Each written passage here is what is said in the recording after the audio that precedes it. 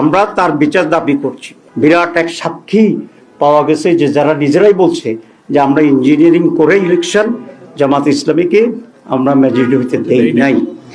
এবং আমরা এটাও জানতে চাই মাননীয় সাবেক উপদেষ্টার কাছে যে ইঞ্জিনিয়ারিংয়ে ওনার সাথে আর কারা কারা জড়িত ছিল, পুরা গভর্নমেন্ট ছিল নাকি গভর্নমেন্টের একটি শক্তিশালী অংশ ছিল যারা নির্বাচনকে প্রভাবিত করেছে, এবং তাদের ডিজাইন অনুসারে সেখানে ডিসি, এসপি, টিওনো, ওসি, প্রিসাইডিং অফিসার ইত্যাদি নিয়োগ করে আইনশৃঙ্খলা পরিস্থিতির লোকদেরকে নিয়ন্ত্রণ করে তারা তাদের এই কাঙ্ক্ষিত যে সংখ্যা, সেই সংখ্যায় একটি দলকে জিতানোর জন্য তারা ব্যবস্থা গ্রহণ করেছিল।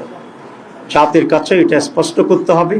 এবং আমি এই সরকারের কাছে দাবি জানাবো রেজওয়ানা হাসানকে তারা কিভাবে জিজ্ঞাসাবাদের আওতায় আনবেন এবং আওতায় এনে তার কাছ থেকে পরিষ্কার যে সিচুয়েশন তিনি তৈরি করেছিলেন সে সম্পর্কে ওনারা জানবেন, আমাদেরকে জানাবেন, দেশবাসীর কাছেও এটা পরিষ্কার করবেন।